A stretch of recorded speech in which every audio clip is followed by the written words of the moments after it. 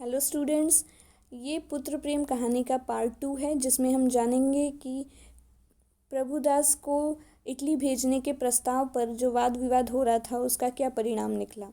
चैतन्य दास का मानना था कि अनिश्चित फल के लिए 3,000 का खर्चा करना बुद्धिमत्ता के प्रतिकूल है, मतलब बुद्धिमानी की बात नहीं है। हमें ये कंफर्म नहीं है, पता नहीं है कि प्रभुदास वहाँ से ठीक होके आएगा भी या नहीं, इसलिए हमें 3,000 रुपये खर्च नहीं करना चाहिए। ये चैतन्य दास का मानना था, क्योंकि चैतन्य दास के कैरेक्टर से हम पहले परिचित हो चुके हैं कि वो व्यर्थ के खर्चे को विष के समान समझते थे, इसलिए वो प्रभुदास को इटली नहीं भेजना चाहते थे। शिवदास, जो कि उनका छोटा बेटा है, वो भी उनकी इस बात से सहमत था, लेकिन माता की धिक्कारों की वजह से वो लज्जित होकर अपनी माता के पक्ष में आ गया। बाबू साहब अकेले रह गए। तपेश्वरी ने तर्क से काम किया। तपेश्वरी उनकी माता हैं, प्रभुदास और शिवदास की, और वो चैतन्य दास की पत्नी हैं। तपेश्वरी ने अपने पति को भावुक करने की कोशिश की कि जिससे वह इटली भेजने के प्रस्ताव को मान जाए। तपेश्वरी ने इसके लिए धन की नश्वरता की लोकोक्तियाँ कहीं, अर्थात उसको समझाने की कोशिश की कि धन जो है वो एक बार नाश हो जाएगा, वापस से हम उसको कमा सकते हैं, लेकिन एक मनुष्य का जो जीवन है वो वापस से नहीं मिल सकता। लेकिन जब उसके इन तरीक़ों से भी कोई विजय लाभ न हुआ, उसे कोई फ़ायदा नहीं हुआ, तो वो अश्रु वर्षा करने लगी, अर्थात तपेश्वरी रोने लगी। उसको लगा कि शायद मैं रो के बाबू साहब को मना लूँ, और ऐसा ही होता है। चैतन्य दास तपेश्वरी के जल बिंदुओं के प्रहार के सामने ठहर न सके, मतलब वो तपेश्वरी की बातों को मान जाते हैं और उसको समझाते हैं कि ठीक है, तुम रो मत, जो कहोगी वैसा होगा। लेकिन जब तपेश्वरी ने पूछा कि कब होगा, कब हम उसे इटली भेजेंगे, क्योंकि माता का हृदय हमेशा चिंतित होता है अपने पुत्र को लेके, तो उसने भी एक ममता के भाव से जानने की चेष्टा की। चैतन्य दास ने बहाना देते हुए कहा कि रुपए हाथ में आने दो, अर्थात इससे ये प्रकट होता है कि चैतन्य दास पूरी तरीके से उसको भेजने के बात पर अभी भी नहीं राजी हुआ था। तो यह क्यों नहीं कहते कि भेजना ही नहीं चाहते। जब तपेश्वरी ने चैतन्य दास की ये बात सुनी तो उससे समझ में आ गया कि चैतन्य दास झूठ बोल रहा है, वो भेजना ही नहीं चाहता है। तो वो सीधे उससे पूछती है कि तुम साफ साफ बताओ, तुम क्या करना चाहते हो। लेकिन चैतन्य दास बहाना देते हैं, कहते हैं कि हाँ, भेजना तो चाहता हूँ, लेकिन अभी हाथ खाली है। बैंक चैतन्य दास कहते हैं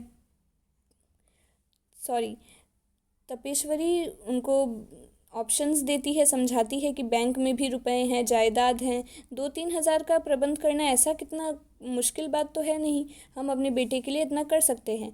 लेकिन चैतन्य दास अपनी पत्नी को बहुत गुस्से से देखते हैं, ऐसा लग रहा था कि वो उसे खा जाएंगे, क्योंकि वह उनके अगेंस्ट जा रही थी। चैतन्य दास कुछ सोचने के बाद बोलते हैं कि बच्चों सी बातें मत करो, इटली में कोई संजीवनी नहीं रखी हुई है जो तुरंत चमत्कार दिखाएगी। जब वहाँ भी केवल प्रारब्ध की ही परीक्षा करनी है तो सावधानी से कर लेंगे। पूर्व पुरुषों की संचित जायदाद और रखे हुए रुपए में अनिश्चित हित की आशा पर बलिदान नहीं कर सकता। चैतन्य दास कहते हैं कि पूर्व पुरुषों, मतलब जो हमारे पूर्वज हैं, उनकी इकट्ठा की गई जायदाद को, उनके पैसों को मैं ऐसी चीज़ पे खर्च नहीं कर सकता जिसका हम पे कोई फ़ायदा ना हो। तपेश्वरी ने डरते डरते कहा कि आखिर आधा हिस्सा तो प्रभुदास का भी है। वह पूरी कोशिश कर रही थी चैतन्य दास को मनाने के लिए, लेकिन बाबू साहब उसकी बात को नहीं मानते हैं और फिर तिरस्कार करते हुए बोलते हैं उसका कि आधा नहीं, मैं अपने बेटे को सर्वस्व दे देता, सब कुछ अपना न्यौछावर कर देता उस पर, लेकिन जब उससे कुछ आशा होती, अगर वो हमें कुछ करके दिखाता, वो खानदान की मर्यादा को, प्रतिष्ठा को और भी बढ़ाता। लेकिन अगर हम पैसा लगा दे और फलस्वरूप वो कुछ नहीं करता है, तो ऐसे धन का मजाक बनेगा, धन का हास्य होगा, और मैं ऐसा नहीं करूँगा। मैं केवल भावुकता के फेर में पड़कर धन को यूं ही व्यर्थ बर्बाद नहीं होने दे सकता। तपेश्वरी आश्चर्यचकित रह गई। जीत कर भी उसकी हार हुई। तो परीक्षा में ऐसे प्रश्न अवश्य आने के चांसेस होते हैं कि तपेश्वरी की जीत कर कैसे हार हुई, उसने क्या क्या प्रस्ताव रखे, तो ये सब पॉइंट्स आप उसमें मेंशन कर सकते हैं एग्ज़ाम में। इस प्रस्ताव के 6 महीने बाद शिवदास भी बीए पास हो गया। शिवदास जो छोटा बेटा था वो भी बीए की पढ़ाई कर रहा था, वो उसने बीए पास कर लिया।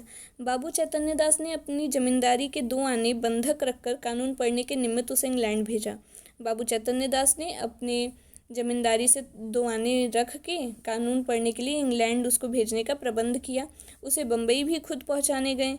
तो इससे हमें ये समझ में आ रहा है कि चैतन्य दास बहुत लालची हैं। जहाँ से उनका फ़ायदा होता है सिर्फ वो वहीं पे पैसे खर्च करते हैं। जैसे शिवदास जो उनका बेटा है, वो कानून पढ़ के उनके घर के नाम को रोशन करेगा, इसलिए वो उसको उसके ऊपर पैसा खर्च करने को तैयार हैं। लेकिन प्रभुदास जो जो कि बाद में मानसिक परिश्रम नहीं कर सकेगा और उनका घर का नाम रोशन नहीं कर सकेगा, आगे पढ़ लिख नहीं सकेगा, उस पर वो खर्च करने से पीछे हटते हैं, हिचकते हैं।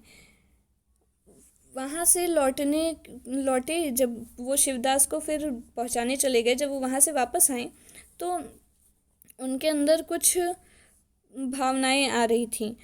उनके लौटने के 1 सप्ताह के बाद ही प्रभुदास अपनी उच्च अभिलाषाओं के लिए हुए परलोक सिधार गया। मतलब प्रभुदास का अच्छे से इलाज नहीं हुआ और वो अपनी बड़ी बड़ी इच्छाओं को पूरा करने के सपने लिए हुए ही बेचारे का देहांत हो जाता है, वो मर जाता है। चैतन्य दास मणिकर्णिका घाट पर अपने सगे संबंधियों के साथ उसकी चिता को जलाने जा गए थे, तो वो बहुत दुखी भाव से चिता ज्वाला को देख रहे थे। उनके नेत्रों से अश्रु धारा प्रवाहित हो रही थी। वो बहुत चिंतित थे, वो अपने बच्चे के लिए बहुत रो रहे थे। पुत्र प्रेम एक क्षण के लिए अर्थ सिद्धांत पर गालिब हो गया था। पहले तो वो अर्थशास्त्र को ज़्यादा महत्व देते थे, लेकिन अब ऐसा प्रतीत हो रहा था कि पुत्र प्रेम जो है उनके अर्थ सिद्धांत के ऊपर आ गया है, उससे भी ऊंचा हो गया है। उस विरक्तावस्था में उनके मन में यह कल्पना उठ रही थी, संभव है इटली जाकर प्रभुदास स्वस्थ हो जाता। हाय, मैंने 3,000 का मुंह देखा और पुत्र रत्न को हाथ से खो दिया। अब इससे हमें ये समझ में आ रहा है कि चैतन्य दास को अपनी गलती का रियलाइज़ हो रहा है। उनको समझ में आ रहा है कि काश मैंने पैसे लगा दिए होते तो मेरा बेटा आज शायद मेरे पास होता। और ये बातें सोचकर उनको बहुत दुख हो रहा था। पश्चाताप की बाढ़ उनके सीने में चुभ रहे थे, उनको बहुत बुरा लग रहा था। उनके अंदर की जो ज्वाला थी, दुख की जो ज्वाला थी, जो उनके अंदर पश्चाताप था, वो उस प्रभुदास की चिता ज्वाला से कम दग्धकारिणी नहीं थी, मतलब कम प्रज्वलित नहीं थी। लेकिन जब वो ऐसे दुख में डूबे हुए थे, अचानक से उन्हें कानों में शहनाइयों की आवाज़ सुनाई दी। जब उन्होंने आंखें ऊपर उठाई तो उन्होंने देखा कि बहुत से मनुष्यों का एक समूह एक अर्थी के साथ उनके सामने आता हुआ दिख रहा था। वे सब ढोल बजाते, गाते, नाचते, पुष्प की वर्षा करते हुए चले आ रहे थे। घाट पर पहुंचकर उन्होंने जब अर्थी उतारी और चिता बनाने लगे, उनमें से एक युवक आकर चैतन्य दास के पास खड़ा हो गया। बाबू साहब ने पूछा कि किस मोहल्ले में रहते हो? युवक ने जवाब दिया, हमारा घर देहात में है, कल शाम को चले थे। ये हमारे बाप थे, हम लोग यहाँ कम आते हैं, पर दादा की अंतिम इच्छा थी कि हमें मणिकर्णिका घाट पर ले जाना।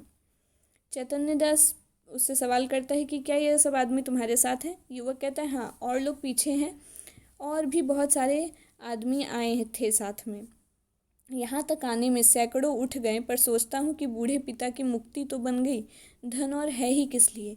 तो यहाँ पे हमें कॉन्ट्रास्ट देखने को मिलता है चैतन्य दास के बर्ताव में और जो ये युवक है उसके विचार में हमें मतभेद देखने को मिलता है। कि युवक जो है वो कहता है कि मैंने अपने पिता के इलाज में सैकड़ों रुपए खर्च कर दिए, और उसका मानना था कि धन है ही किस लिए, धन जो है वो मनुष्य से ज़्यादा बड़ा वो नहीं समझता था। लेकिन चैतन्य दास ऐसा पहले नहीं सोचते थे, तो उनको आत्मग्लानि महसूस होने लगती है।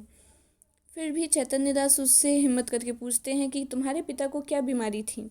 युवक ने बड़ी सरलता से कहा, जैसे वो किसी अपने निजी संबंधी से बात कर रहा हो, मतलब अपने परिवार वाले से, रिलेटिव से बात कर रहा हो। उसने बताया कि बीमारी का तो किसी को पता नहीं चला, लेकिन पिताजी को हमेशा बुखार रहता था, एकदम सूख कर काटा हो गए थे, मतलब काफ़ी दुर्बल हो गए थे, और 3 वर्ष तक, 3 साल तक वो खाट पर यूं ही पड़े रहे। और मैंने जहाँ जिसने बताया वहाँ वहाँ लेके गया उनके इलाज के लिए, चित्रकूट गया, हरिद्वार, प्रयाग, सभी स्थानों में लेकर गया, लेकिन वैद्यों ने जो कुछ कहा उसका कोई असर नहीं हुआ। इतने में युवक का एक और साथी युवक के पास आ जाता है और वो भी युवक की तारीफ़ करने लगता है। वो कहता है कि नारायण लड़का दे, भगवान लड़का दे तो इसके जैसा दे। इसने रुपये को ठीकरे समझा, मतलब रुपयों की कोई कदर नहीं की अपने पिता के सामने, उसको बस एक यूं ही अपने पिता के इलाज के लिए लगाता चला गया। घर की सारी पूंजी, मतलब जितना भी पैसा इस लड़के के पास था, इसने सब कुछ अपने पिता की दवा दारू में स्वाहा कर दी, खर्च कर दी, थोड़ी सी ज़मीन भी बेच दी। लेकिन काल बलि के सामने किसका बस चला है। मतलब जो काल होता है, जब मृत्यु आती है तो उससे कोई भी नहीं बच पाता है। युवक ने गदगद स्वर में कहा, भैया रुपया पैसा हाथ का मैल है, कहाँ आता है कहाँ जाता है, मनुष्य नहीं मिलता। जिंदगानी है तो कमा खाऊंगा, पर मन में यह लालसा तो न रह गई कि हाय यह नहीं किया, उस वैद्य के पास नहीं गया, नहीं तो शायद बच जाते। हम तो कहते हैं कि कोई हमारा सारा घर द्वार लिखा ले, केवल दादा को एक बार बुला दे। दादा कौन है? युवक के पिताजी हैं। तो युवक कहता है कि रुपया पैसा हाथ का मैल है, हमें रुपये पैसों के लिए मनुष्य को मोल पे नहीं रखना चाहिए। जिंदगी रहेगी तो हम पैसे को एक बार वापस से कमा सकते हैं, लेकिन हमारे मन में ये संकोच तो नहीं रह जाएगा कि मैंने अपने पिताजी का इलाज नहीं करवाया, मैंने उनका एकदम अच्छे से इलाज कराया। तो इससे मुझे सेटिस्फैक्शन युवक को मिल गया है। और इसी बात को और भी अच्छे से समझाने के लिए वो कहता है, धन से प्यारी जान, जान से प्यारा ईमान। ये लाइन आप अपने आंसर्स में भी कोट कर सकते हैं, जिसका मतलब है कि जान जो है एक मनुष्य की ज़िंदगी, वो किसी भी धन से बहुत ज़्यादा ज़रूरी होता है। और फिर वो युवक और भी बाबू साहब को समझाते हुए कहता है कि अगर अपने बस की कोई चीज़ें बची होती तो मैं सब कुछ कर देता दादा को बुलाने के लिए, अपने पिता को वापस बुलाने के लिए। और अगर मैंने जितना खर्च किया कुछ नहीं कर पाता तो मैं अपने आप को धिक्कारता, लेकिन मैंने सब कुछ किया अपने पिता के इलाज के लिए।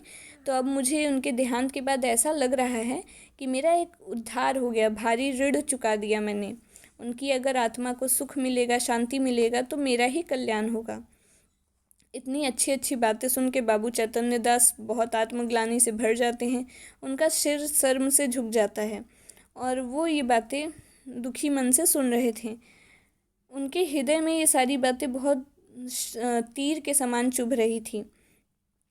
उस युवक की उदारता को देख के वो अपने हृदयहीनता, अपनी आत्मशून्यता, अपनी भौतिकता बहुत ही खतरनाक दिखाई दे रही थी, क्योंकि वो हृदयहीन हो गए थे। मतलब उनके अंदर जो प्यार था, जो दिल था, वो नहीं रह गया था, वो कठोर हृदय के हो गए थे।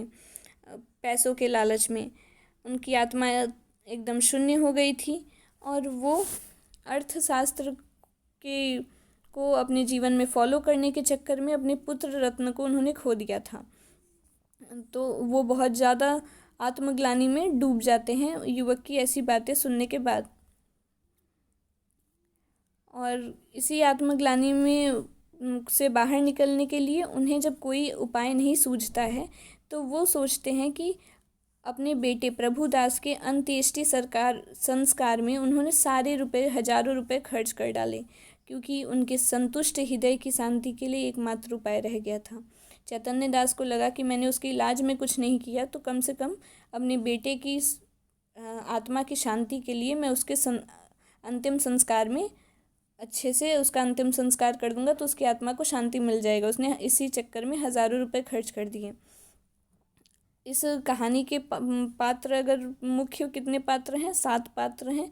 मैंने आपको यहाँ पे लिख के रखा है, आप उसको ज़रूर से याद करके रखिएगा। और कीवर्ड्स जो इम्पोर्टेंट शब्द अपने आंसर्स में कोट कर सकते हैं वो है पश्चाताप। चैतन्य दास पश्चाताप से भर जाते हैं, आत्मविश्लेषण करने लगते हैं, मतलब खुद के अंदर गहराई से सोचने लगते हैं कि मैंने बचा लिया होता अपने बच्चे को। आत्मग्लानि में डूब जाते हैं, उनको गिल्ट होता है। हृदयहीनता, आत्मशून्यता, विरक्तावस्था, सैनिटोरियम, अर्थ सिद्धांत, ये सब जो वर्ड्स हैं आप अपने आंसर्स में ज़रूर कोट कीजिएगा। Thank you. अब नेक्स्ट चैप्टर के साथ मिलते हैं।